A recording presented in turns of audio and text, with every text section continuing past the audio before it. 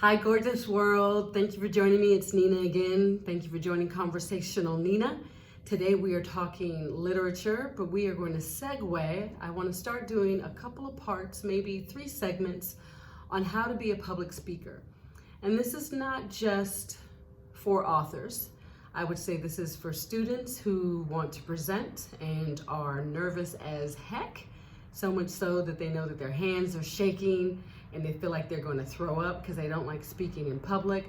I just want to give you a few tips. I'm not going to say it's going to change the world and all of a sudden you're going to be doing a mini TED Talk, but I do think I know a few things about public speaking, not only because of my theater background, but I did win a few awards in college for the best speech presentation. What we will do, before we get this started, please go ahead and subscribe when you see the subscribe button. My channel, Conversational Nina, is where you can come, you and your friends, leave me comments. We can better work together in the field of multiculturalism, entertainment, movies, dramas, books, music. Music is already speaking for itself and doing a great job. Dramas definitely need some help in the multicultural area. In literature, I think there are a few books where it is more than just one race. Sometimes Japanese, Korean, Chinese, Japanese, but for the most part, it's all Asian. Maybe they'll be all white, maybe they'll be all black. And I think it's high time we start having books, especially in the literature, literary fiction, where we are dealing with real life situations that can help us today. Welcome. I'm in my presentation mode. So first you want to dress the part, right? You want to wear something comfortable, something that takes the eye off your dress or whatever makes you feel uncomfortable. And you want to accessorize to take away from that. So I know for me, I don't like wearing very tight tops or fitted dresses, but because of my figure, that's just how things tend to be. So I will, when I'm going to present, I try to wear a necklace to bring the eye level up. I always wear my glasses, not only so it helps me as the presenter and I can see the audience. Tears from, does she have makeup on? What does her eye makeup look like? Etc., etc. Or wear my hair down when I'm presenting because I feel that is also something that takes away from the presentation at hand. Ooh, I like her hair, it's really curly. I wonder what product she uses. Should I ask her about those products?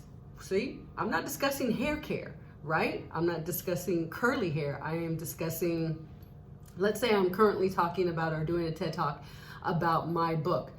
We were once here and then we were gone. So the story of 2 people, a Southern migrator from Louisiana, and then a Japanese injured World War II soldier, meet in Little Tokyo in the 1940s.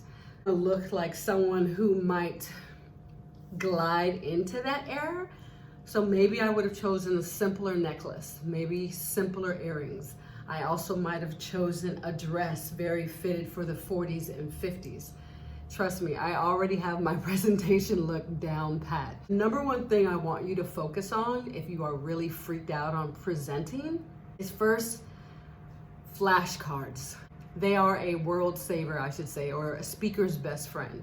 Because what flashcards do, whether you are standing up and showing a PowerPoint presentation, or you are standing at the podium and looking down, flashcards are just nice, quick reminders. You can put them in bold black pen. You can do anything readable that you can easily look down to for 5 seconds and say, oh yes, I wanted to remember to say this. I wanted to remember to say, use 10 flashcards, a flashcard per minute, or every 2 minutes, depending on the length of your presentation. So if you're doing a mini TEDx, and that is about 15 minutes or less, you want to have 15 flashcards or 15 notes that keeps you going, right? The best way to see if that works, if you're successful, perform it in front of friends and family, people that you love, trust, and can accept their feedback without feeling injured. If they say, oh, you need to stand up and exert more, you need your voice, because what if you don't have a speaker phone, right? What if there's no microphone and you're in a class and you're talking like this and you're hoping that people pay attention and listen to you. No, they need you to stand erect. They need eye contact. You need to be able to ask some of the questions. Another great tip, on your flashcards, the things that you want to bring up, form them in questions. Hey, did you know in 1942, Little Tokyo was renamed Bronzeville and was predominantly black?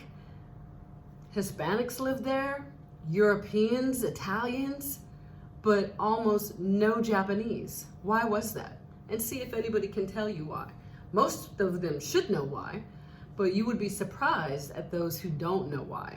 Internment, the Japanese internment here in America is unknown to a lot of people, but also is unknown that Southern migrators flooded into Los Angeles and especially Little Tokyo because of the housing policies. You just told somebody something new. That's what it's about. So that is my number one tip for today. Flashcards. That will help you nail it, and it's totally and completely okay to look down and say, give me a minute. Make a joke. Joke on yourself. Talk about how you hate speaking in front of people.